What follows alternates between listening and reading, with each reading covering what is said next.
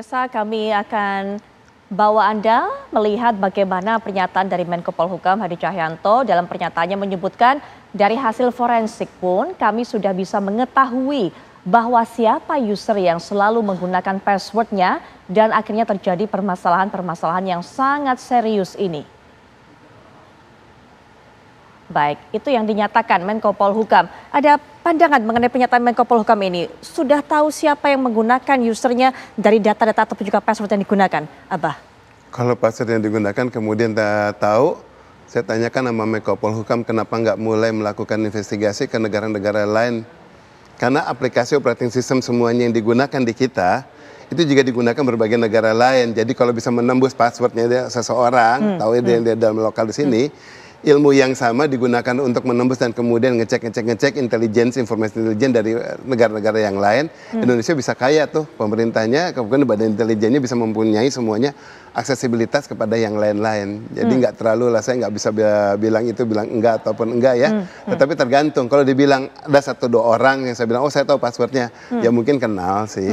Tapi kalau kemudian biasanya semuanya mengetahui password semua orang, selama ini kan banyak kejadian juga koruptor-koruptor semuanya yang kemudian menggunakan data-data semuanya juga bermain-main password di situ, apa sementara ini nggak kebongkar. Kalau bisa kebongkar semuanya dong dibongkar. Nggak hanya satu akses yang kayak gini. Iya, Abbasnya kemudian dengan apa yang terjadi pada hari ini semakin menguat dugaan bahwa ini sebenarnya permainan orang dalam. Betul seperti itu, Abah? Gini, pertama saya bilang dulu ya, soal kalau membongkar password, itu semua password itu ada namanya proteksi. RSA, AES, 256, 128, wah terlalu teknis kalau saya sampaikan. Itu kalau mau membongkar satu saja, membongkarnya nggak kemudian cuma ngintip, oh dari bintang-bintang jadinya, oh ABC, nggak gitu. Itu benar-benar yang namanya untuk membongkar itu mau pakai aplikasi yang mau komputer tercepat di dunia sekalipun, masih butuh bertahun-tahun untuk sampai mendekripsi suatu enkripsi yang terproteksi dengan AES, RSA dan lain sebagainya. Ya, nah sekarang kalau itu bisa ditembus berarti kan juga begitu mudah bisa melakukan pembongkaran semua isu-isu. Nah kalau dibilang sekarang yang di sini tadi menjawab Mbak Putri bahwa di sini kemudian siapa sih sumbernya gitu ya permasalahannya. Dasarnya nggak backup itu doang. Dasarnya tidak melakukan backup. Kalau melakukan backup tidak pernah ada masalah yang kayak gini. Mau dihancurin sekalipun, jangankan dihancurin, guyur air panas tuh harddisk sampai meyot, sampai jadi bulat dari kotak sampai bulat. Kita tinggal buang harddisknya, kita tinggal restore pakai harddisk yang baru, tinggal pasang harddisk yang baru, restore database-nya up and run, langsung kemudian semua beres. Ya, kalau umpamanya hancur, ada jalanin tahapan 6R, removal, reinstall, rebuild, kemudian recovery, kemudian restore, kemudian restrain. 6 langkah ini yang harusnya dilakukan. Kalau dicari di internet nggak ada. Ini metode saya yang biasanya kalau saya melakukan recovery, tahapannya kayak gini. Nah, tahapan ini bisa dilakukan kalau saya memang bisa ngomong gini, berarti memang dilakukan semua orang juga. Metode sama-sama orang-orang IT semuanya sama, cuma saya mempolakan aja.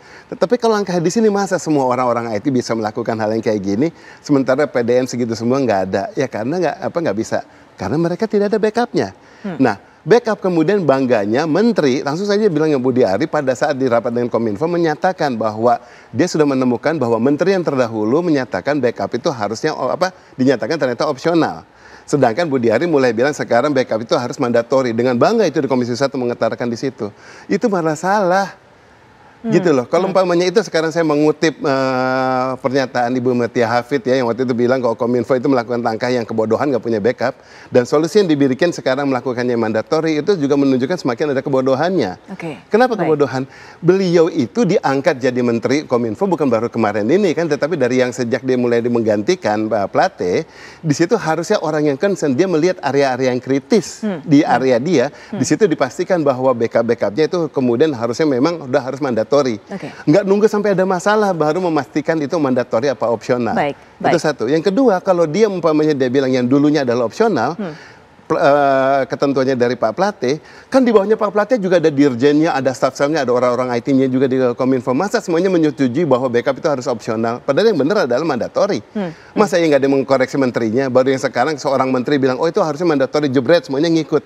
Ini masa cuma pintar satu menteri doang, satu Kominfo? Enggak lah, yang pintarnya semua kan. Tetapi ini sadar suatu hanya diambil sebagai suatu alasan saja. Dan yang lebih dipastikan lagi bahwa hanya dibilang mandatori udah beres, padahal salah. Walaupun backup itu mandatori, frekuensi backupnya harus dipastikan. Jangan mandatori kemudian 6 tahun sekali, tetapi mandatori itu harus benar-benar setiap hari sekali. Dan kemudian harus melakukan offsite backup. Jangan hanya disimpan di data center yang sama, harus ditarik keluar. Pernyataan langkah-langkah ini tidak ada yang disampaikan oleh Pak Menteri. Berarti berikutnya akan mengalami hal yang kayak gini. Sekarang udah dibukain nama orang lah, umpamanya Dewa Robinsa Renzo. Berikutnya akan terjadi lagi masalah yang sama karena solusinya itu culun banget yang sekarang. Baik. Abah, nanti apa yang menjadi pandangan Abah juga bisa diberikan pandangan, dikomentarin oleh Bang Dev. Tapi sebelumnya kita juga ingin dengarkan Mas Ridho. Kalau Mas Ridho, ini saya kembali mengulang bahwa apa yang disampaikan oleh Brand Cypher ini di media sosial mengatakan bahwa hari Rabu kami akan memberikan kuncinya secara gratis. Kami berharap serangan kami membuat Anda sadar pentingnya untuk mendanai industri ini dan merekrut ahli yang punya kualifikasi. Ini merupakan cukup janggal juga kalau kita dengarkan. Nah, melihat hal-hal seperti ini, apakah kemungkinan sebenarnya bisa terjadi lagi, terulang lagi, ini kembali lagi, apalagi ada faktor pesanan dan sebagainya tadi, Mas Ridho? Ya, terima kasih, Pak. Kalau pertanyaannya apakah mungkin terulang kembali, menurut saya sangat mungkin. Ya, ini bukan pesimistis, tapi 2 hari ini saya itu menghabiskan waktu ya terutama menyelami Bridge Forum itu. Di tengah-tengah kita ini masih dibingungkan dengan kasus PDN itu. Itu kemarin hanya dalam 6 jam ya dini hari itu ya. Itu ada 3 ya data dari instansi yang sangat penting. Ada Inavis, sebelumnya ada BAIS ya. Ada BAIS, kemudian catatan saya langsung melihat langsung itu ada dari BIN, dari Polri, dari Inavis. Jadi 4 itu yang penting yang datanya itu ditawarkan. Ya. Berikut sampel-sampelnya dan saya lihat langsung apakah benar sampelnya. Itu memang betul. Ya. Jadi data-datanya sangat bahkan berumur baru 2 minggu. Jadi baru 20-an Juni sudah dipublish di sana. Ini artinya kalau sangat mungkin terjadi, menurut saya sangat mungkin terjadi. Jadi ini harus ada pembenahan yang mendasar. Ya.